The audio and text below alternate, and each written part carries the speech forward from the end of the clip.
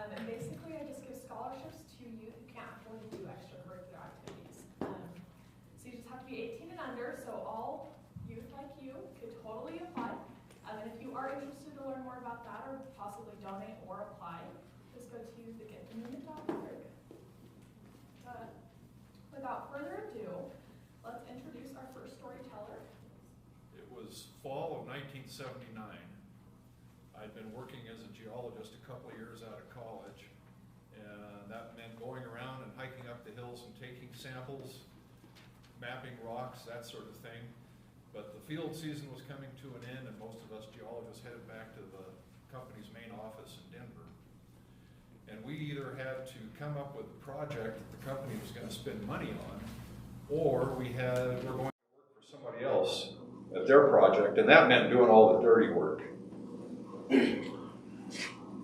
So I gave my proposal to the managers and asked them at the end of my presentation, so what do you think? And they said, well, you did a good job, but you're competing against a lot of great ideas. And we think that you would be better off working for Fred in Tonopah, Nevada. And when I first met Fred to talk about working for him, he tossed me his car keys and said, run out to my truck and bring me my briefcase. And I thought Fred was kind of arrogant. So I was not looking forward to working for Fred, and especially in Tonopah, Nevada. Has anybody been to Tonopah? Do you see any trees there? No trees. It's about halfway between Reno and Las Vegas. And it's about 6,000 feet on the site of an extinct volcano. A lot of sagebrush and rocks and cattle and coyotes.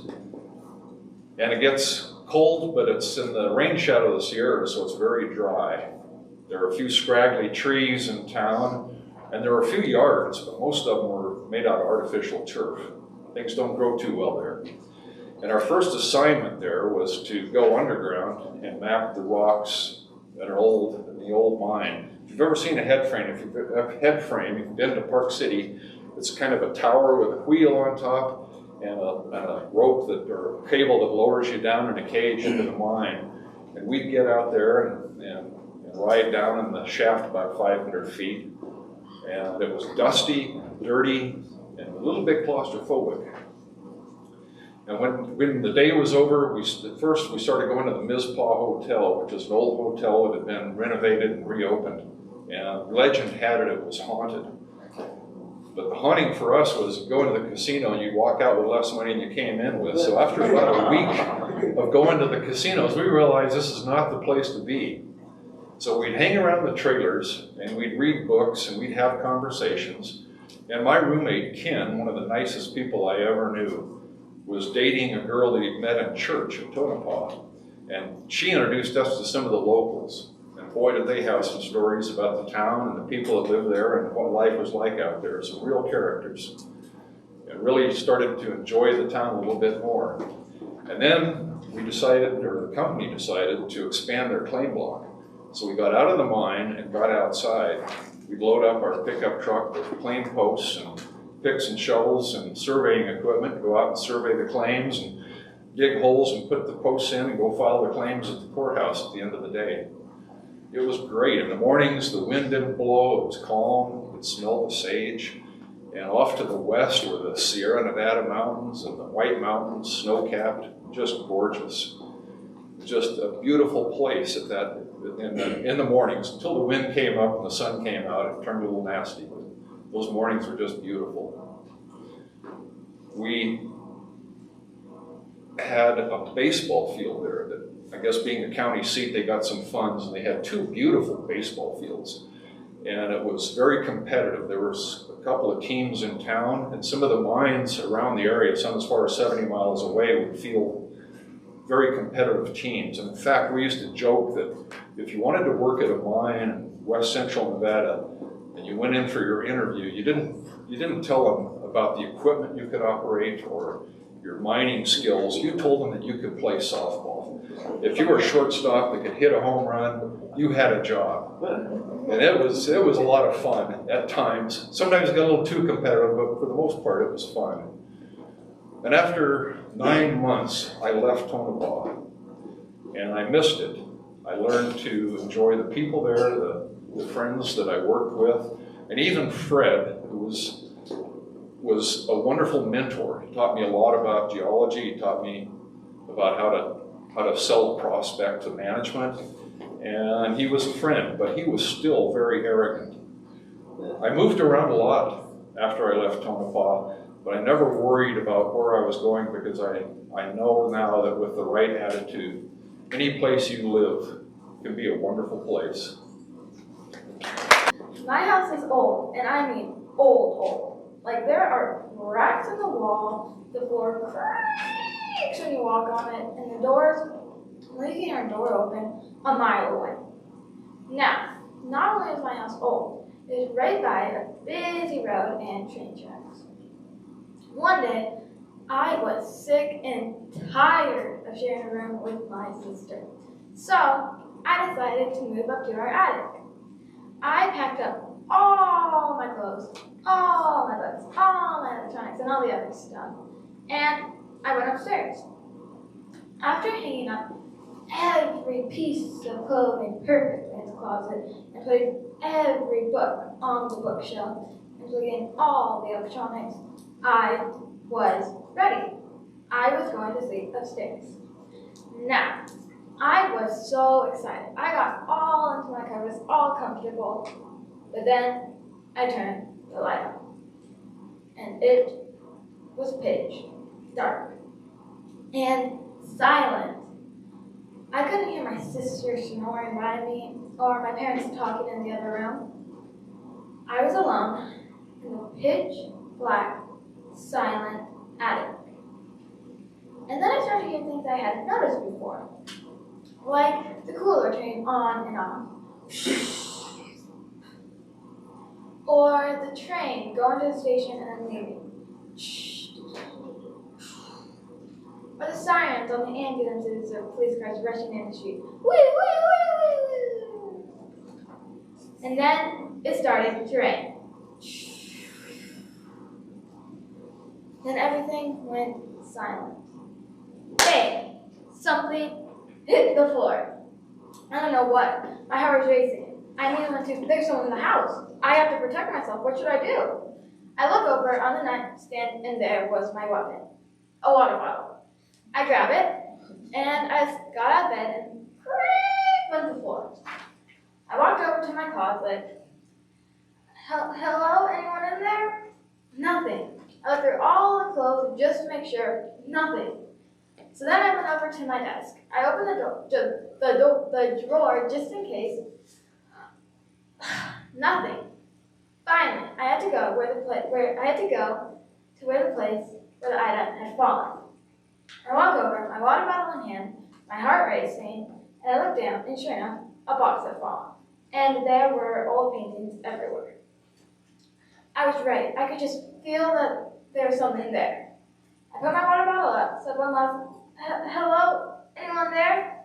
And then I hear, meow, like my cat. I set my water bottle down. I moved the boxes, and sure enough, there's my cat. He did the whole time. The end. Once upon a time, there was a girl named Cinderella. Now, Cinderella was very unpleasant. She had big buck teeth that stuck out of her head like elephant tusks, ears the size of watermelons, and matted hair that had rats living in it. Actual rats. And she lived with her stepmother and stepsister. However, she would always make the biggest messes for her stepsisters to clean, and she would always make her stepmother make dresses. And these dresses would always be beautiful. But Cinderella wouldn't think so, so she'd rip up the dresses, throw the pieces onto the floor, stomp on them, and yell, "This is just awful!" And so, one day, everyone in town had gotten a letter from the king saying that the prince needed someone to marry. Now, no one wanted to marry the prince because he was just as unpleasant as Cinderella. He was a big baby who sucked on his thumb, and he just didn't take a bath. But in Cinderella's eyes, he couldn't be any more perfect. So she sent her stepmother and stepsisters into town to go get the best fabrics and laces to make a dress. And when they came back, they started making it. And when they were done, the dress was just beautiful, absolutely beautiful. But Cinderella did not think so. So she ripped up the pieces, threw them onto the floor, stomped on them, and yelled, "This is just awful!" And out of anger, she bit them all. And then she left the scene with yelps of pain. Ouch! No! Why? And so then she stomped outside, and she realized she was doing something wrong. She was planning to go to the ball without any shoes. See, Cinderella's feet are huge. No shoe in the world would fit her feet. And just then she saw her fairy godmother. And so she went up to the fairy godmother, and when the fairy godmother saw her, she just wanted to run away with how unpleasant Cinderella looked. So she tried to run away, but Cinderella caught up to her and grabbed her dress and picked her up and said, "I need shoes, a carriage, and a dress." And then she set her down on a nearby bench. "Please." And so the fairy godmother, shaken with fear, made her a dress and shoes and a carriage. She thought, if I want to live, I'm probably going to have to make this all magnificent. So she made a carriage of gold and glass slippers and a dress that was so beautiful that it would be priceless. No one could afford it. And so the fairy godmother, afterwards, the fairy godmother pleaded to be dismissed.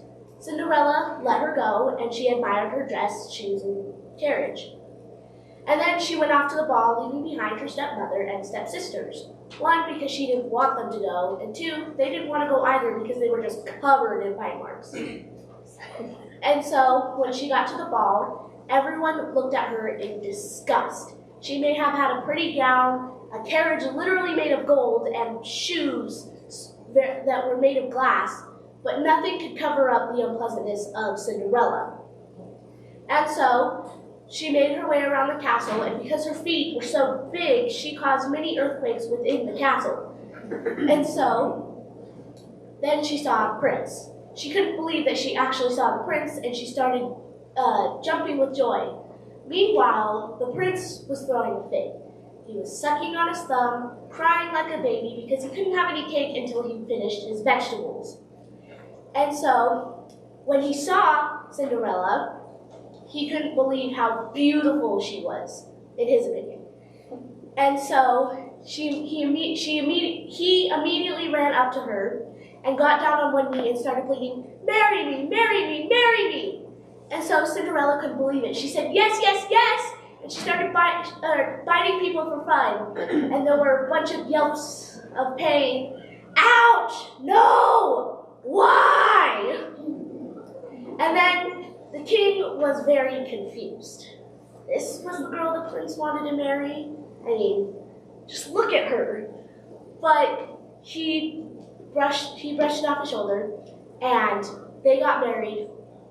And he decided that they deserved their own little cottage far, far away from the kingdom, and that is where they lived happily ever after. The end. I will be performing The Master Builder, picked from the book Norse Mythology by Neil Gaiman.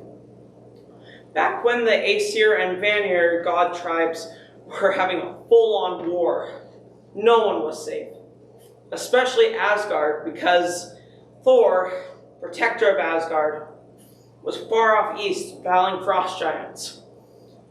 One day, the gods were all gathered around when one of them said, "I wish we had a wall built to protect us while Thor isn't here. A wall so high that no giant could get through, and a wall so thick that no troll could break through." "But such a wall would take a long time. It would take ages," said Loki. But they all agreed that they needed a wall built. The next day, a newcomer arrived in Asgard. He was big, he was dressed as a smith, and he led a huge gray stallion. "I heard you need a wall built," said the man. "I could build a wall so high that no giant could get through, and a wall so thick that no troll could batter through it. I can do this by placing stone upon stone. I can do it in 3 seasons. Tomorrow is the first day of winter. I can do it in a winter, a summer, and then another winter." And what would you like in return if you were to do this? Said Odin. Oh, it's not much for what I'm going to be doing for you. I only want the sun, the moon, and the beautiful goddess Freya's hand in marriage. Those are not little things, said Odin. And I wouldn't be surprised if Freya had her own opinion about this. So they told the man to go wait outside while they discussed everything. And they all decided that all of those things were way too important. And then they heard a cough. It appears you gods have overlooked something very important, said Loki. I don't think we've overlooked a single thing, said Freya. What you guys have overlooked is that what this man is saying he can do it's impossible. Not a giant could do that, especially not a mortal man. So what do you suggest we do? Said one of the gods. I say we agree to his demands, and if any of the wall is unfinished on the last day, which I guarantee you it will be unfinished, then we pay him nothing. And then whatever he doesn't finish, we do. So they told the man the stiff conditions of one season only and no outside help. You say I may have no outside help, started the builder. I would like my horse, Swathelfari, to help carry the stones and bricks. I do not believe this is an unreasonable request. That would be fine, said Odin. So it's the next day now, and the builder and his horse are already starting to put stones upon stones. I wonder how many bricks that horse can handle, said Loki. It seems strong. And while the man was going down the mountain to say hello to the gods, he called, "Good morning," and he pointed to the sun and winked at all the gods. And so, now fast forward to spring. Love is in the air. The birds and bees are aflutter. Pretty flowers are growing. Baby animals are now being born. The gods are becoming a little suspicious of the man, that he might be a giant himself. But they were also more sad because they knew that they were about to lose this wager because the wall was getting very big now. And so they were kind of really sad, and they were like, oh, what will we do without the sun and the moon? We need those to track the days and nights. Oh, and Freya, what will we do without Freya? So Freya made a request. Freya's requests, she was saying, I want to see whoever caused this mess killed before I leave. But we all agreed to this awful mess, said Loki. No, Loki, you started this. You talked these idiots into this, and I am excited to see your death, said Freya. So Loki felt a little bad, and he was also scared for his own life. So he ran off. Now, something you might not know about Loki is that he can shapeshift. So he turns into a horse, and then suddenly the builder's horse, Swathelfari, wouldn't listen to the builder. The builder started calling Swathelfari's name. Swathelfari! Nothing. He whistled. He clapped his knees to get Swathelfari back to him. The horse completely ignored him. But that's because the horse was Twitter-pated. So then,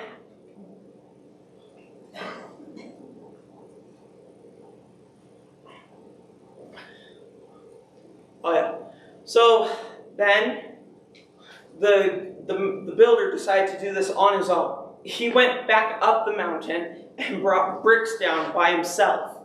Now, the builder couldn't hold as much bricks and stones as the horse could. So the gods decided to tease him, kind of poke fun at him. I think you'll need your horse if you want the sun, the moon, and Freya. This just made the builder angry. He said to the gods, you cheated. Not as much as you have cheated us, said one of the gods. You really think we would give you the sun, the moon, and Freya if we knew you were a giant? Now, of course, this just made the builder even more angry. So he picked up one of the bricks and smashed it with his bare hand. And as he was picking up another brick and was about to attack all the gods, he saw something out of the corner of his eye. He saw a shadow of a hammer coming towards him, closer and closer, faster and faster, and then bam! It hit the giant right in the head because Thor was back home, and that was the last thing the giant ever saw. Now later that summer, the gods started to see a baby horse dancing around the wall. But that is another story by itself. Thank you. It was the summer of 1990 and my dad was 6 years old. Both of his parents worked and the babysitter was out sick for the day, so one of his parents had to bring him to work. So my grandfather, or my dad's dad, brought him to his work. He worked in construction, so he built like shopping malls and stores. So he brought this 6-year-old kid to a place with a bunch of power tools and sharp objects. Smart, right? So he sat my dad down on the ground and was like, "Luke, do not touch anything while I'm gone. I have to go to a meeting for a little while, so just sit here and play with the dirt. Okay?" And my dad was like, "I'm not doing that. That's like ridiculously boring." So we went over to this table that had like a bunch of power tools and all that fun stuff. And so it's commonly known knowledge that you can't really just nail things into concrete. So they have these like special little gun kind of things that have bullets that like push the nail into the concrete. And he found out that if you shoot the bullets with the bullets, it's gonna make this loud popping sound and like flash a light. And to a 6-year-old kid, that's the coolest thing ever. Sorry. So he was just having a grand old time shooting the little bullets, and then one of them kept rolling around in a circle. And he was like, "Okay, I need to shoot this because why not?" So he was like, "I'm gonna hold it down, and then right before I shoot it, I'm gonna pull my hand away." So he was doing it, and he shot it.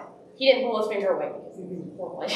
And so half of his finger fell off. It was hanging by like a loose thread. Blood was like pouring all over his hand. He was like, "Oh my gosh!" So he ran over to his dad, and his dad was like talking to someone about counters or something. He was like, "Jimmy, I don't care." And he looked over to his screaming son with a blood-filled hand, and he was like, "Dad, help me!" And the dad was like, "Oh my gosh!" So he ran over to a telephone booth because that's what they had in the 1990s and 80s. And he called the mom and was like, "Brenda, I need you to come here. I need to go to this meeting, and Luke's finger is falling off." And the mom was like, "What?" So she drove over from her job as a receptionist and came home and was like, "Oh my gosh, Luke, are you okay?" And he was like sobbing, like, "No, what about this makes you think I'm okay?" So the mom was like, "Tom, what the heck happened?" And he was like, I was at a meeting and he was just playing with the tools, and she was like, "Why weren't you watching him?" And he was like, "Because I was at a meeting, obviously."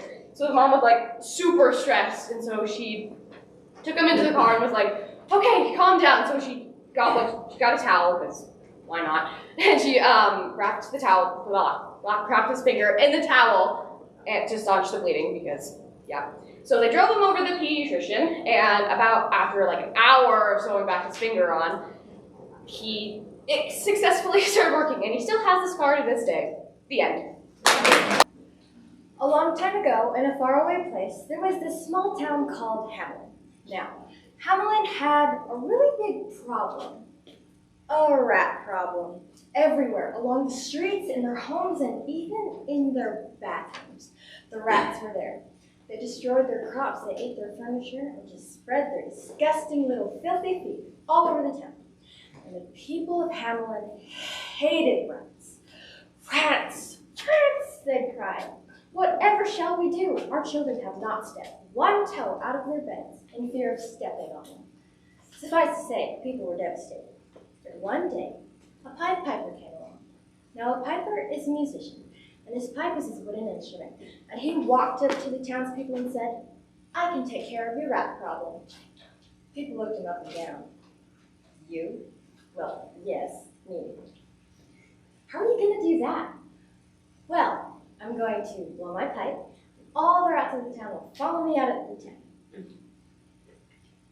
They thought he was crazy. "Sure, you go do that. But," he stops them, "I require payment. I want 1 gold coin for every 3 rats that I take away." Now, the people didn't have that money, since the rats had destroyed most of the products that they used to trade. But they didn't tell him that. They thought he couldn't do it, so they agreed. "Sure, we'll give you your pay if you can do the job." But on that very hour, Pied Piper blew his pipe. All the rats of the town followed him out the gate of Hamelin and into a river where they all drowned. He went up to the townspeople and said, I have done it. I have taken care of your rat problem. And now, my pay. People looked at him, they looked at each other, and they gave him a small bag of bronze coins. This is definitely not what you promised me. I asked for 1 gold coin, yes, for every 3 rats that you took away, but we'll give it to you tomorrow. Yeah, okay. And so, on that night, the people danced, they laughed, they played, and everyone was overjoyed to see their children finally coming out of their homes to play games. Now this happened for 3 nights. Each night, the Pied Piper went up to the townspeople and said, can I have my pay now? No, we'll give it to you tomorrow. Second night, can I have my pay now? No, we'll give it to you tomorrow, no rush. Third night, can I please have my pay now? No. Well, you promised me 1 gold coin for every 3 rats that I took away. The townspeople sighed. Are you still bothering us with that? Promises were made to be broken. And what can a rat charmer like you do anyway? So they walked away, laughing and scoffing. But the people had made a mistake. For one, they didn't count on the piper being a vengeful man. He was a very vengeful man. He was angry. And for another, they thought he could only charm rats. And if he couldn't have his pay, the Pied Piper would take the one thing that was more valuable than gold. He would take their children. So, on that very night, when the moon rose high and everyone was asleep, even the guards, he blew his pipe. Whoosh! Blasted wind swept through the town, carrying the sound with it. And slowly, every child, from here to here, they all rose up from their beds and started following the sounds out of their home as if they were in a trance. The Pied Piper led them out the front gates and off into the night. Now, life goes on, and the parents, the next morning, they woke up, they did their chores, they started making breakfast. But when every parent opened their child's door to wake them up, they found empty beds. The people panicked. Where are they with you? Where could they have gone? But they saw on the ground patters and pitters of footsteps falling towards one source. They all rushed towards the front gates. But once they were at the front gates, the footsteps had vanished, and the only thing on the ground was that small bag of bronze coins that they had given the Pied Piper before. People stared at each other in horror. They knew the Pied Piper had stolen their children, but it was already too late. For the Pied Piper and the children were lost to them forever. The end. When the earth was first made, there were 2 sides. There was the human side, which had the sun. However, they didn't let the other side, the animal side, have the sun or the sun, because they didn't want them to have it. And the animals didn't really like that, so they decided that they would steal a piece of the sun. And they didn't really know who would do it, but they all knew Fox was fast and sneaky and Possum was fast and quiet. So they put Fox to the job first. Now, in those days, Fox had a red mouth. Not the black one like you see today, but so he ran across to the other side of the earth. When no one was watching, he snatched a piece of the sun, put it in his mouth, and started running back. Well, when that happened, and when he was running back, this happened. Oh, my mouth! Oh, it's hot! I need some water! Yeah, anyone has water? And then he dropped the sun and started running along back. And he told the others about what had happened. And Possum, who was the next to try, was pretty scared that he wouldn't be able to do it. And in those days, he had a very bushy tail, not like the bear skin that's today. So he ran across, grabbed a piece of the sun, put it in his tail, and started running back. And just like Fox, the sun started burning away his tail, the front of his tail. And so he dropped the sun and ran back. And he told the others about what that happened. And by now, everyone was pretty scared, except for Grandmother Spider. She, however, had a plan unlike the others. She decided that she would make a pot to put the sun in. So she ran across, grabbed the sun, and put it in. And so she started running back, and eventually she got back. But she had the idea that all the animals should be able to benefit from the sun's light. So she told everyone that idea. And they all did which could fly the highest, so she put him to the job. She made a bag, put the sun inside, and placed it on Buzzard's head. And in those days, Buzzard had feathers on top of his head. So he started flying up higher and higher, and the sun started burning away his feathers. But he kept on going higher and higher. Eventually, he got to the top. But by then, all his feathers were gone on top of his head. So he placed his sun up and he flew down and all the animals clapped for him. The end. Once upon a time, two ducks were waddling down the road for their morning swim. The first sister said, "We should really find a new riddle." The second sister said, "Nah, this makes me comfortable." One morning, they were walking down the road and they met a fox. The fox said, "Hello, ladies. Are you going to the pond?" The first sister said, "Oh, yes. We take this route every day." "Very well," said the fox. The next morning, the first sister said they should really find a new route because she did not like her legs. The second sister said, and he smiled at us. He looked like a gentleman.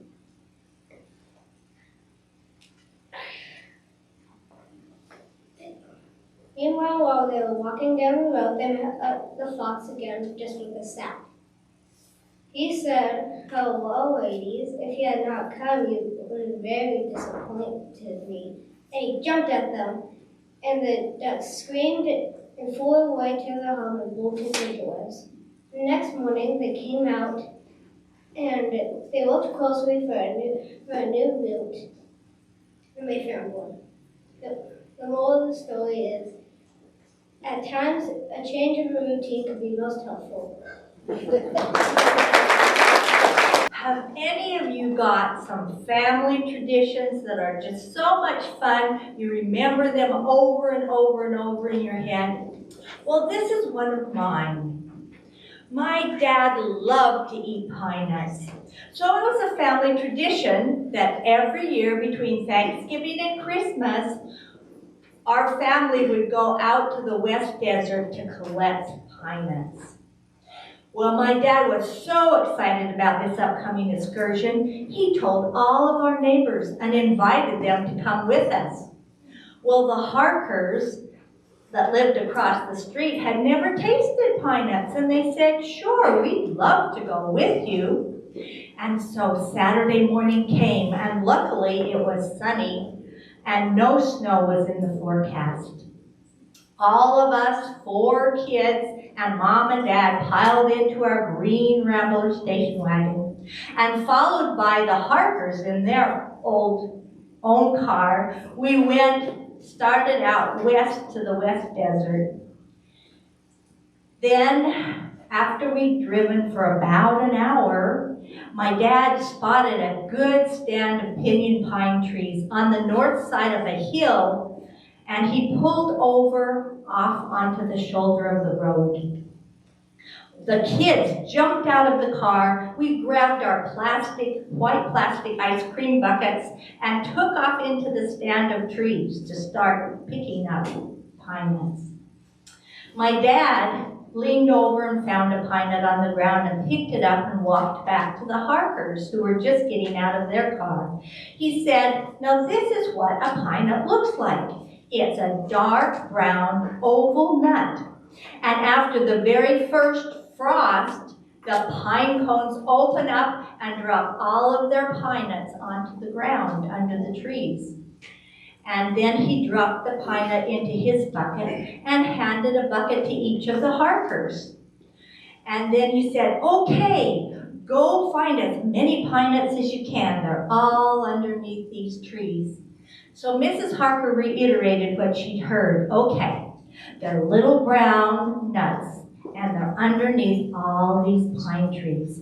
Well, she was a lot more excited about gathering pine nuts than her husband. She gleefully took off into the thick pine branches while almost dragging her husband behind her. Well, I was down on my hands and knees picking up pine nuts as fast as I could, and I could hear my family up in front of me. They were saying, oh, look, I found a whole bunch over here. I found some over here. After about an hour of collecting pine nuts, my dad called us in. Okay, kids, come put your buckets in the back of the station wagon. So we all came in, and the Harkers put their buckets in the trunk of their car. Then all of us kids climbed on the hood of the station wagon, and we sat there while Mom handed out her homemade chocolate chip cookies. What a yummy treat. We enjoyed the sunshine and being in the out of doors because we didn't usually do that too much in the winter. So anyway, my dad decided he needed to tell the Harkers some more about this pine nut gathering thing. He says, okay, now that you have your little pine nuts, I want you to go home and put them in a single layer on a baking sheet and put them in the oven at 350 for about 10 minutes. That'll give them a nice roasty, toasty flavor. And so Mrs. Harker said, okay, will do. Well, that evening, my mom was roasting pine nuts in our kitchen, and there was a wonderful piney aroma coming from the oven, and I could hardly wait to have my first taste of pine nuts of the year. When my dad got a telephone call from Mr. Harker. He seemed kind of discouraged, and he said, there's this weird musky odor coming from our oven. Would you come over and see if we're roasting these correctly? And so my dad said, sure, I'll be right over. As he hung up the phone, he invited me to walk across the street with him. As we entered the Harker's kitchen, Mrs. Harker was just pulling a baking sheet out of the oven and set it on the counter. My dad took one look at the baking sheet and he gasped. Then he started to chuckle. I can't believe it. I never would have thought it was possible, but every single pine nut on this sheet is really a rabbit pellet. You are baking manure. Well, the Harkers were horrified. But then they slowly started to chuckle with my dad.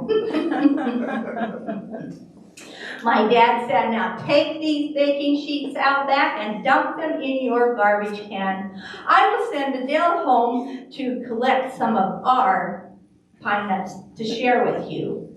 So I did as Dad had requested, and I returned with a bag of more freshly roasted pine nuts. As I set them on the counter and opened the bag, the wonderful piney aroma came out, and my mouth started to water. Then I got to tell the Harkers how to eat a pine nut. Okay, take this little brown nut, and you put it between your front teeth and bite down just till you hear a crack. Then you turn it a quarter of a turn and bite down again, crack. And then you can slide the end of the brown shell off, and inside is a little white nut. Take a hold of it carefully with your teeth and gently slide it out of the other half of the shell. I loved my first taste of pine nuts for this season, and the Harkers were amazed at how wonderful pine nuts tasted. They were so glad that they had shared in that event. Well, you know, after that day, whenever the adults got together, they would laugh and joke about the calamity. that happened that afternoon. But Mrs. Harper would jest, I will never again spend so much time and energy selectively gathering those extra big finds.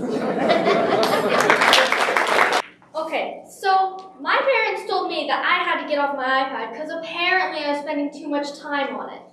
So my dad had this amazing idea to have my mom take me to Costco with her. She drove me there. She pulls out this giant cart, and I know we're gonna be here a while. We start walking around, and I'm really bored. We keep walking around, and I'm really bored. I mean, I'm 7.5. What am I gonna do? We keep walking around, and there it is, the cake of my dreams. It had to be big as the entire world. I pick it up, and on it there are rainbows and balloons, and it says in bright blue letters, "Happy birthday." I bring it over to my mom, and I go, "Mommy, can we please get this cake?" No, not right now. But why? Your birthday is in 6 months. Yeah, I know. Can we get the cake? No, please go put it back. We will get it for your birthday. Take the cake. I walk all the way back. I set it down. I kind of stare at it for a while because I really wanted that cake. I turn around and she's gone. My mom is gone. I am lost in Costco. I start to panic. I start walking up and down aisles, and I can't find her anywhere. I keep walking, and I think that's her. I go back, and I'm thinking, this is my chance. I take the cake, and I run all the way up to her, screaming, "Mommy, Mommy, Mommy!" She turns around, and it is not my mom. Danger, danger. I just slowly turn around and I'm just gonna walk away. I look back and all of a sudden I see this guy. He has an orange vest, a red shirt, and one of those like official name tag thingies. I am in so much trouble. I look around and he starts walking up towards me. He comes up to me and goes, "What's your name?" I'm already in trouble, so I mean, might as well. "I'm Lily." He goes, "Where's your mom?" Really? I was wondering the same thing. I don't know. And what else am I gonna do? I'm 7.5. I take my cake and I start running down Costco aisles. But he must have been as fast as the Flash because he caught up to me really quick. He taps me on the shoulder, turns me around, and goes, "Where's your mom?" I don't know. He pulls out this walkie-talkie thing like on those spy shows I watched. And all of a sudden, he starts saying my name, "Missing child," and needs her mom into it. The ceiling all of a sudden starts to talk and it sounds a lot like him. And all of a sudden, I see my mom running up with this giant cart full of things, screaming my name and coming up to me, "Lily, Lily, Lily!" So I run into her arms. I still have the cake in my hands. I set it down, give her a big hug. This is my moment. I pick up the cake. So, can we get the cake now? No. I have to go put the cake back again, this time with her. I set down the cake and walk into the Costco lines. And we're waiting for a really long time, and I'm really bored again. So I figure, maybe I'll just go get some cookies instead. Yeah. I was raised on a farm in northwest Missouri. We had cattle and sheep and chickens, but mostly hogs. We raised hay for the cattle and the sheep, and corn for the chickens and the hogs. And we raised some wheat to sell. We were kind of out there in the sticks. We lived on a dirt road. We were 2 miles from a gravel road and 6 miles from a paved road. There wasn't much traffic by the house. In fact, when me or my little brother would hear a car coming, the first one of us to hear it would yell, "Car's coming!" And we'd run out into the front yard. in our bib overalls. No shoes, no shirt, no underwear, just bib overalls. And we'd wave at the cars as they went by. Sometimes they'd wave back, or sometimes they'd honk. Once in a while, they'd stop and ask for directions because anybody that came by down our street was usually lost. My dad was always starting projects and never finishing them. One day when I was about 7 and my little brother was about 5, he brought home a post hole digger attachment for his tractor. And he set up stakes around the barn and strung string between them so the fence rows would be straight. And for 2 or 3 days, we dug post holes. He never ever set a post.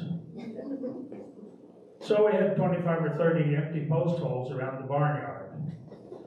So one day in late spring, I'm down around the barn and I just happened to look down in a post hole and there was something in there. And I looked again and it was a baby pig. So I dropped a little dirt on it and it moved. I couldn't reach him with my arm, so I fashioned something and I got him out of there. I looked around and all the other pigs were a week or 10 days old, and he looked like he had just been born. He must have wandered away from his mother right after birth and wandered off and fell into this post hole, and he'd been there a week or more. He was barely alive. So I took him to the house and I got some milk in him, and he came around. He would have never survived back with the other pigs because they'd already doubled in size and they were busy fighting each other over nipples. And so we bottle fed him for 5 or 6 weeks. And then when he got big enough to eat solid food, we bought corn from the barn and fed him. He became a pet. He followed us around like a puppy.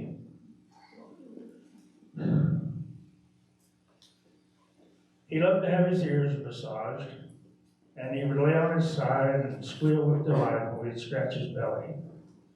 And he would root our pant leg whenever he wanted some attention. We were careful not to name him because you learn early on the farm not to name farm animals because someday you're going to have to say goodbye to them. So summer rolls on and he catches up with the other pigs and we put him in with Dad's pigs. I went back to school and forgot all about him. Just another summer on the farm. So one day, one cold morning in November, I'm ready for school, waiting for the school bus, and the phone rings, and it's for Dad. And Dad is down at the barn feeding the hogs. So my mother asked me to go to the barn and bring Dad to the phone. And she said to hurry because we had a party line. For those of you who don't know, a party line is when you have 8 or 10 families on the same phone line, so you don't want to tie the phone up because somebody else might want to use it. So she said to hurry. So I hurried down to the barn and I stepped into the feedlot. And when I yelled, "Dad, telephone," this 240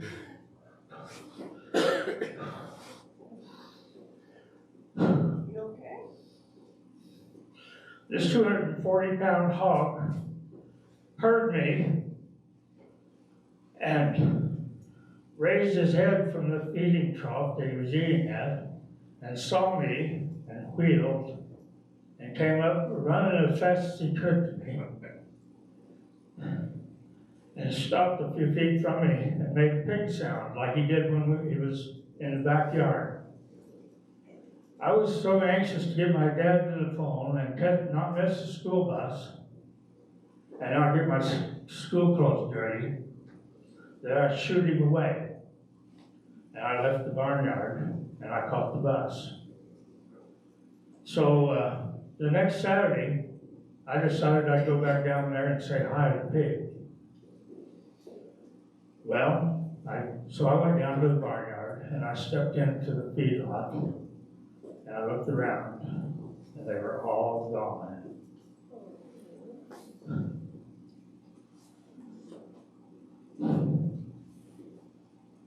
I've always remembered, after all these years, I've always remembered that although I had forgotten about Peg, Peg remembered me. Thank you. So, one day, long ago, like really long ago, like 1 week ago maybe, I don't know, this great place called Murray. You should visit sometime. Anyways, me, my siblings, and I, we were sitting on the couch, we were watching shows. It was a great time, nice Saturday morning. Then all of a sudden, our mom comes in. She storms in real angry like, she's like, "Have you done your chores?" And we all looked at her, shocked, because we didn't. We didn't do our chores. She said, "Did you all do your piano?" And we didn't.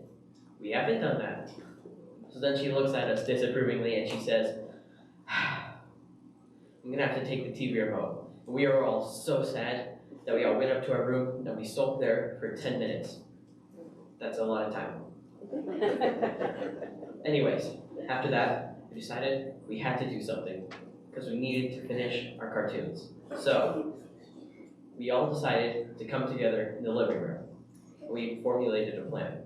We're all going to sneak upstairs, find where she hid the TV remote, and take it back. Just as we got up there though, my little brother, he had an idea. He kneeled down, one knee, took like a little sugar packet, the type that you find at like the IOP stuff or whatever, like International House of Pancakes. He opened it, poured some in his hand, and he blew. And he there were a whole bunch of lasers there. Like, super spy stuff. We were all like super psyched because it's like every kid's dream. So we put on some sunglasses, we got ready to go. We went into the room and we snuck around like we were spies, like on a super secret mission to save the world. You know, like, so we're like halfway through, and all of a sudden my little sister, she sees something like right up there, right on that shelf. Like, I turn, because I see her looking, and I see it's a little toy that she wanted for like forever, right? It's, I don't know, it's near Easter, so it's something that she's gonna get. And up there, she really wants it. So she starts running. She doesn't care about the lasers and she trips a whole bunch of them. All of a sudden, alarms start going off. Like really, really, really, really, really, really loud alarms. I'm not gonna do it because it might break the microphone. So, we start running. We book it. We get out of there as fast as we can because we know if we get caught, we're gonna be grounded. My sister, she was too late. She went for the toy instead of running away, and she got caught. She was grounded for 7 days. It's like a week, I think. I can't count. It's a really long time. She was taken out there, and she was throwing a fit. Kind of. Maybe. Not really. Anyways, so now it's just me and 2 other siblings. It's my brother and my sister. So we came up with a different plan this time. We went back to the room, we triggered all the lasers, but then we hid. When our mom came back, she didn't see us, so she left. She probably disabled the lasers too. Anyways, we snuck across again. This time, just as we were halfway through, my brother, he rushes ahead of us really quickly, and he picks up the box. And all of a sudden, like, Indiana Jones happens, and like, a whole bunch of boulders and stuff, and like, clothes start rolling down at us from above or something, and we gotta run. But on my way out the door, I turned to look back, and my brother was caught underneath everything. Then my mom came back, she saw him, she grounded him for 7 days. 7 days. That's a week. And he was really sad too. So now, it was just 2 of us. Me and my sister. And we had the ultimate plan. We're gonna do an epic jailbreak. We're gonna sneak into our sister's room and brother's room to break them out, I guess. So we kicked out the doors, we busted in, all cool looking, and we just opened the door. Anyways. We busted in, we took them out, and we formulated our last stand. We were going to get that TV remote no matter what. So, we did this late at night, 8 p.m. The sun was just starting to set. I snuck downstairs and turned off all the lights on the house with the circuit box that we had. Then, my other siblings, they snuck into our parents' room. They snuck in, and they took the remote. The alarms were off. I went around to the other side to see if I could find out what they're doing. Just as I looked through the window, though, I saw my mom was standing behind them in her pajamas. And she was looking at them, Like she caught them eating cookies, I guess. She looked at him and she grounded them for a week. And just as I turned to run, she caught me too, and we were all grounded. It was 7 weeks. Because we tried to steal the TV remote back. But it wasn't 7 weeks, it was just 7 days. Which is why I'm here now. Thank you. Long ago, violent tigers did not have dark black stripes as they're called, coats. They had fur as gold and grass as silent. But the island had rainy seasons. Rain would come down hard and cause floods. People would store food and build their houses on tall posts to keep high above the land. One day, a basket maker went to the forest to collect thin palm stems to make baskets out of them. There in the forest, he met a golden tiger. The tiger showed his teeth. He looked angry. The basket maker wasn't afraid. He said, "If you eat me, you will not live long." He explained how heavy rains would flood the forest and animals would not be safe. "Let's be good neighbors. If you let me go, I will build you a raft." "But I weigh too much," said the tiger, smiling.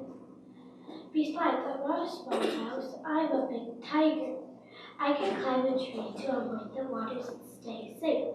But the floods will last a very long time, and heavy gusts of wind will knock many trees down." This worried the tiger. Finally, he agreed and let the man make him a raft. So the man made him a raft and tied him to it with ropes, and then hurried home. The night the sky grew dark, but it did not rain. The next night it did not rain either. The tiger was furious. The basket maker had tricked him. The more he thought about it, the more enraged he grew. Each time he tried to free himself, he would twist and a black mark would appear on his golden coat. After 8 tries, he was finally free. So from that day on, tigers have black stripes on their golden coat. The end. Thank you. Rabbit lost his tail. Once there was a rabbit. Once Fox met Rabbit carrying a long string of fish. "Time to get on the next fish, Fox," said Rabbit. Fox offered to teach Rabbit how to catch fish. So he brought Rabbit to a hole in the ice. "You sit down here with your tail hanging down all night long, and in the morning you'll have a nice string of fish." But in the morning, Rabbit's tail was stuck on the ice. He pulled and he pulled, but he couldn't get loose. Then Owl came and pulled him by one ear, then by the other. Rabbit's ears stretched out long. Owl finally pulled him loose, but his tail was stuck in the ice. And that's why rabbits have such long ears and such short tails. The end. So today we're going to be talking about the non-girly girl herself, Calamity Jane. See, Calamity Jane was born in 1860, and her parents died in 1862 to an American Indian War. And before the army couldn't reach her parents before they died. And her parents were her only family. So when the parents died, the army soldiers came and they were like, "Little girl, what do we do?" So the sergeant walked up and he said, "I'll take her. Since Calamity Jane was raised by a man, she could shoot like a man, she could drink like a man, she could ride like a man, and she even wore buckskin all of her life." And then in 1876, when she turned 16, it was the gold rush of the 1800s. Calamity Jane and everybody was going to the little state called South Dakota, especially this little city called Deadwood, including 16-year-old Calamity Jane. Calamity Jane in that town was known for her heart of gold. So Calamity Jane, and here's one reason why. Calamity Jane was known for her, wait, I said that. And 6 men were coming down from the mountain from mining, and they had smallpox. And back then they had vaccines. Not back then. Today they have vaccines, but a long time ago they didn't. Calamity Jane, so everybody was 6 feet. Don't get near me. So Calamity Jane said, I'd go in the cabin with them. So Calamity Jane put them in a quarantine and they went with them. Calamity Jane stayed with them, and thanks to Calamity Jane, all six men survived. And all the doctors couldn't come because they were coming down from England or the other side of the country. And they all survived. Like Calamity Jane saved their lives. And then a couple years later, this kid comes down with his father, and he has small mountain fever. And the kid was on the line of dying, and everybody knows Calamity Jane because of her heart of gold and her good luck. So everybody's like, hey, Calamity Jane, go see this little boy and fix his healing. So Calamity Jane goes to see the boy, and she asks him his wishes. And he says, you know all I want right now is a green sour pickle. Calamity Jane got the kid that pickle. He survived. And then a couple years later, after that, she joins the Wild Bill Hickok show. Wild Bill Hickok was the only man Calamity Jane ever loved. But Calamity Jane married 3 men in her lifetime, but never Wild Bill Hickok. And she never saw him that much because they were in different parts of the scenes. Calamity Jane did a riding special because she was known for her crazy, chaotic rides. Calamity Jane, like a year later, they were off season for the show. So she goes back to Deadwood to see some friends, and this man walks up and he's like, how much you want to bet my horse is faster than yours? So she says, I highly doubt that. And he said, how much you want to race? And she said, I'll even place $100 dues. And he said, okay. And she said, one little thing, I get to pick the course. And see, the man was stupid for saying that, because Calamity Jane's horse is a show horse. The horse is probably used to going through the swinging doors. People say her horse was so good, the horse could pick up a tree with its own mouth. Calamity Jane said, okay, so we're going to start at the top of Main Street, and every saloon you see, you're going to go in it. And every saloon, you're going to take a drink. Calamity Jane won that race that day by 5 saloons and 6 drinks. And then 20 years later, or 30, around that time, Calamity Jane sadly passes away. And she had one wish on her will, was to be buried next to Wild Bill Hickok, the only man she ever loved but never married. Hi, I'm going to be telling you a story about a cure for a toothache. And if any of you have ever had a toothache, here's a cure. Davy Crockett woke up one morning and he had a toothache. And today was his job was to scout. He went out to the forest and he heard a big clap of thunder, so he thought to go check it out. It wasn't thunder, and it was a big flock of birds flying out of an old hollow log. He climbed up the log to see what startled the birds, and the edge broke and fell in. He fell in and landed on something really soft like fur and heard a growl, so he got his knife ready to fight. It was a bear waking up from its winter nap, and the bear was getting out of the log, so Davy thought he could hitch a ride. Davy tried to grab a clump of fur, but he missed, so he bit the bear's stumpy tail. The bear was hurt, so it stopped moving, so Davy poked it softly with his knife to keep it going. Once they got out, Davy ran for his rifle, ready to fire, but the bear was already gone because its butt hurt. Davy let it go because it helped him get out of the log, and it helped his toothache. So he always has said, whenever you have a toothache, you can go bite a bear's butt. Thank you. I'm going to be telling the story of the magic pot. Once there was a poor but hard-working woodcutter that was walking home from the forest with an axe strapped on his back, and suddenly he came upon a large old pot made of brass. It was the largest pot he ever seen. What a fine pot, he exclaimed, but how will I get home? It's too heavy for me to carry. Wait, I have an idea, he said to himself. So he untied the axe off his back and put it in the pot. And he proceeded to tie one end of a strap through the pot's handle and the other one round his waist. Then he began the hard work dragging the old clumsy pot down the path to his house. When he got home, his wife was most pleased to see the pot, and she said, "What a fortunate day, husband. You found a wonderful old pot and another axe."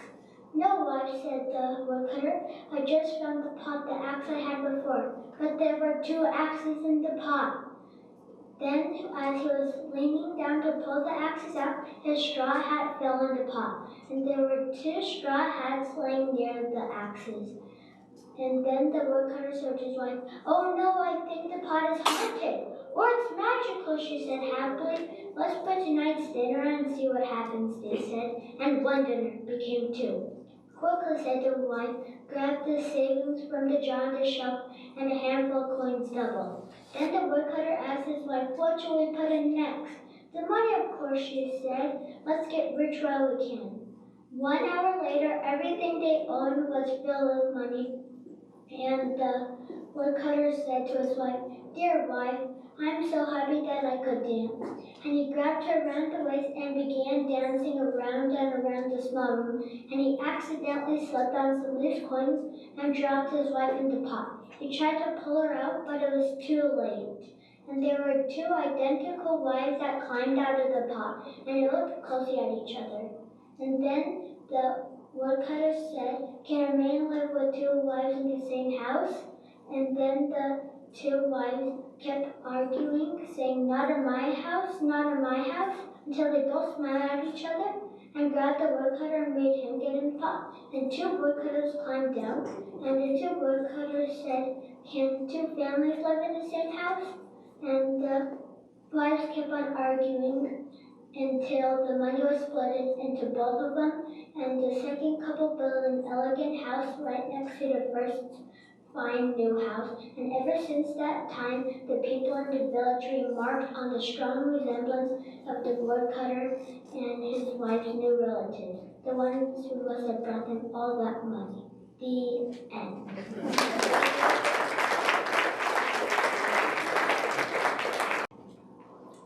I was born in 1951 and was the oldest and only girl of 4 siblings. My little brothers didn't like it much that I was a bossy big sister, and before long I was known as the goody two-shoes. Now for those of you who don't know what a goody two-shoes is, imagine someone who is so good that they could wear a gold star right in the middle of their forehead and wear it proudly with a smug smile on their face. My brother, Kent, who was only a 1.5 years younger than I was, probably liked it least of all. If I wasn't supposed to jump on the bed, I did not jump. Instead, I sat demurely by the side watching him, knowing that any minute he was going to be busted. At least, I thought he would be busted because I'd snuck out and asked Mom to come and check on us. If I wasn't supposed to touch something, it wasn't touched.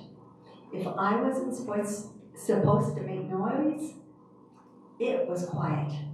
And if I wasn't supposed to eat those cookies stayed put.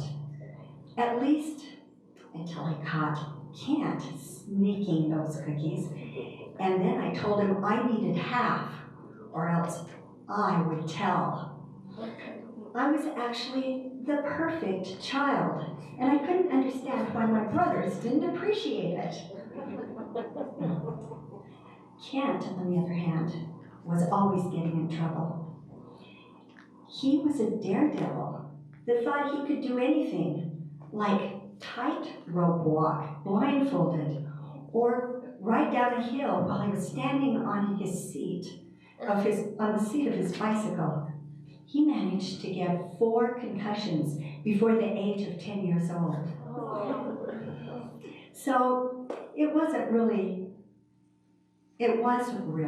understandable that when Kent and I both started dating, Mom would literally pace the floor while Kent was out on a date with the family car.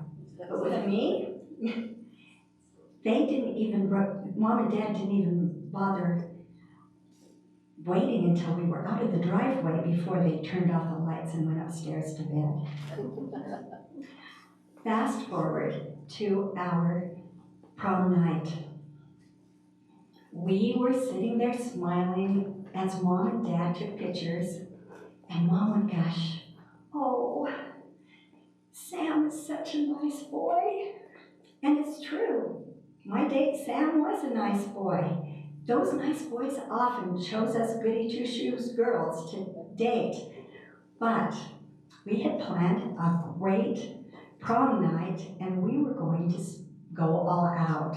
We were going to go to a fancy restaurant, and then to the dance, and then, because we lived in Orlando, Florida, and Cocoa Beach was only an hour away, we were going to finish out the date with a midnight party at the beach. At 11:30 that night, when the dance ended, we were full of delicious food and triumphant from a great night of dancing. We quickly ran into the restroom and changed into our beach clothes, and 6 of us piled into Sam's car, and we were on our way.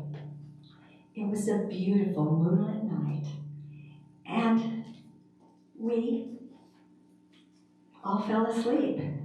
Sadly, so did Sam, our driver. I woke up with things bumping and turning and flying through the air, and I couldn't figure out what was going on. I was trying to get a handle on it when everything stopped as quickly as it had started. And then from the back seat, I heard this voice. "Whoa, we're upside down. Sam, are you okay? Who's okay?" We all started talking while we unfolded ourselves from puffy prom dresses and rented tuxedos. And surprisingly, we were all banged up and bruised, but basically intact. One of the boys rolled down the window, and we slowly climbed out to see that we were in some kind of a farmer's field about 15 yards from the road. The lights of the car were still shining brightly into the field, and we could see the crumbled fenders. It became abundantly clear that none of us were going to make it to the beach party that night. We hadn't even been wearing seatbelts, but we checked ourselves out to see that we were basically okay, but had a real big problem on our hands. We didn't know where we could go to even get help. You have to remember that in those days, there was no such thing as cell phones. They hadn't even been dreamed of. And the pay phones that we had a dime in our shoes for were who knows where, maybe miles away. We're talking about who was not banged up enough to hike out when our miraculous luck continued. Coming back from the beach was a carload of kids who saw the lights in the field and decided to pull over and see what was going on. We all started talking excitedly, and before long, 6 teenage boys were surrounding that car, sure that they could lift it back upright. On the count of 3, they heaved, and slowly that car went into the air and then fell forward with a shuddering thud. Sam jumped in, turned on the ignition, and it started. He turned it around, went up through that broken fence and onto the road while we all cheered. That farmer would never know what hit him. We decided to say goodbye to our Good Samaritan friends and all climbed back into the car. This time, no one fell asleep. It would be almost 3:30 in the morning before Sam walked me up to the door. We had talked to one set of wide-awake parents after another, finding to share all of the craziness of our prom night. When we got to my house, everything was dark. Sam kissed me goodbye. There was no need to invite him inside. I turned off the porch light, locked the door, and quietly walked upstairs to bed. It was the first time being a goody two-shoes had ever hurt my feelings. That morning, I walked down late for breakfast, and Mom looked at me sweetly and said, "Well, sweetheart, how was prom last night?" I felt tears stinging the back of my eyes, and before I even knew it, I blurted out, "You don't even care about me." It would be almost 23 years before I had my own teenage children that were going out on dates. And I am grateful to tell you that my husband would not budge until all of them were home safe and sound. He used to say, "The best conversations I've had with those kids are between the hours of midnight and 2 a.m. Because after all, even goody two-shoes, perfect kids sometimes do imperfect things and find themselves in lots of imperfect circumstances. But those are stories for another time. Thank you for your attention. In 1777, Fort Henry was attacked by a man named Simon Girty. Simon Girty gathered 400 Indians and went to the fort. They attacked the fort. Fort Henry's leader, Colonel Shepard, said for his men to attack. There were only 40 men at Fort Henry. At Fort Henry, the men were doing very well until they ran out of gunpowder. Ebenezer Zane said that he had a keg of gunpowder about 40 feet from the fort in a log hut. Colonel Shepard said that they could get it, but any man that goes out there will be killed by the Indians because they didn't want them, they wouldn't spare a single life from Fort Henry.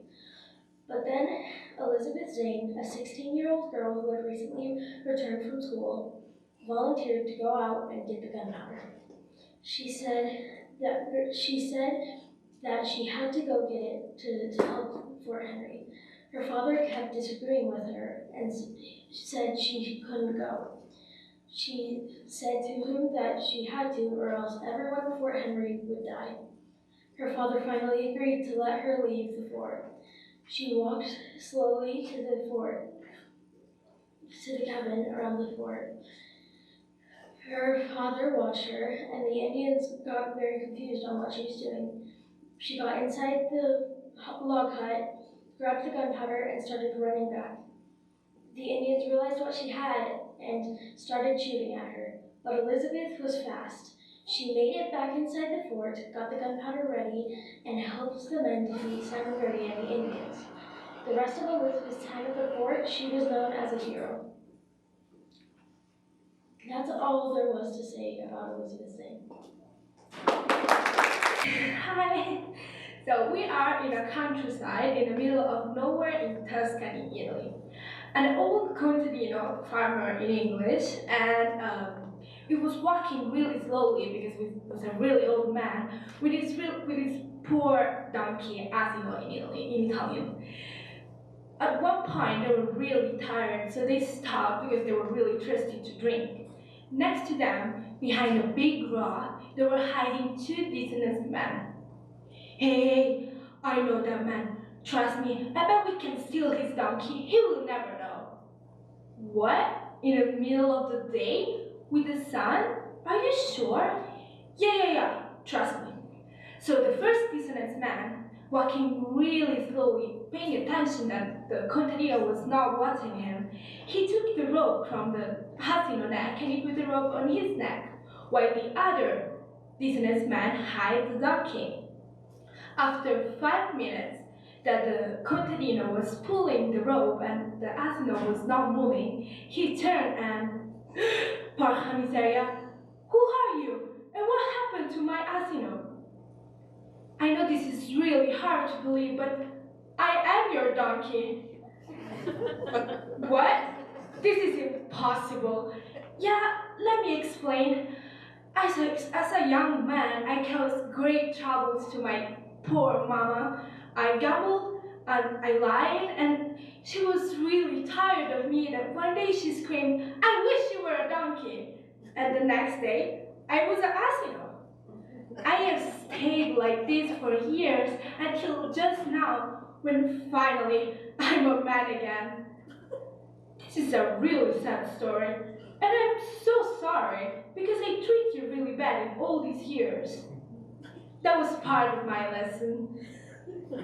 Oh, wait, that's for you. I can give you 100 coins so you can rebuild a new life. Thank you so much, thank you so much. Now I have to go. I need to say sorry to my poor mama. So the contadino left, and the two businessmen were really happy because they were finally rich. They had the 100 coins, they can sell the asino. The day after, the contadino went to the market again to buy a new asino. But this is impossible. That's my old donkey. You're a donkey again? You will never learn your lesson. I will buy you again because I hope the next master won't be as kind as I was. Thank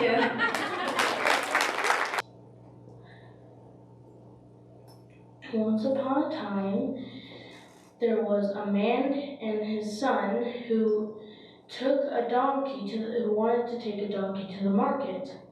As they were walking along, they passed a group of men.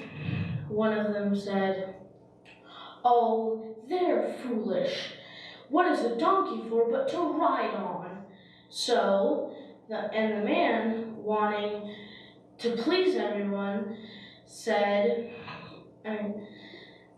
made his son get onto the donkey. As they were walking and riding along, they passed another group of people.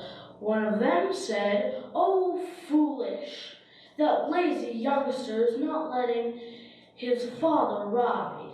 So the man made his son get off and he climbed on. As they were walking and riding along, they passed another group of people. One of them said, "Oh, foolish, that son can hardly keep up." So the man made the son get up in front of him on the donkey. As they were riding along, they passed another group of people. One of them said, "Is that your donkey, sir?" The father said, "Why, yes, it is." Then he replied, "Well, I wouldn't have thought so by the way you're loading the poor beast down." So the father and his son cut down a pole and tied the donkey to it and put it over their shoulders. They were carrying the donkey over their shoulders for a little while, and they crossed a bridge. And the donkey, not liking the way he was in, started braying and kicking. And the moment that they were in the middle of the bridge, the ropes came off, and the donkey fell into the water and drowned. And so the man and his son had to go back home with no donkey and nothing else. And the moral of the story is, if you try to please everyone, you please no one. Hi, my name is Charlotte, and I'll be telling the story of the bad kangaroo. Once there was a kangaroo who was bad in school. He threw spitballs across the classroom. He put thumbtacks on teachers' chairs. He set off firecrackers in the lavatory, and he sprayed glue all over the doorknobs. Your behavior is impossible, cried the school principal. I'm going to meet with your parents and tell them what a problem you are. Mr. and Mrs. Kangaroo met with the principal. The principal sat in the living room chair. Ouch! Cried the principal. There's a thumbtack on this chair. Yes, I know. I put thumbtacks on every chair that I sit on. Then a spitball hit the principal in the nose. Ouch! Forgive me, cried Mrs. Kangaroo. I just can't help throwing those things. Then a loud booming sound came from the bathroom. Keep calm, said Mr. Kangaroo. Those are just the firecrackers we keep in the medicine chest. I am going to leave right now, cried the principal. The principal ran to the front door, but suddenly he got stuck to the door. Pull hard, said Mrs. Kangaroo. We have little globs of glue on every single door in our house.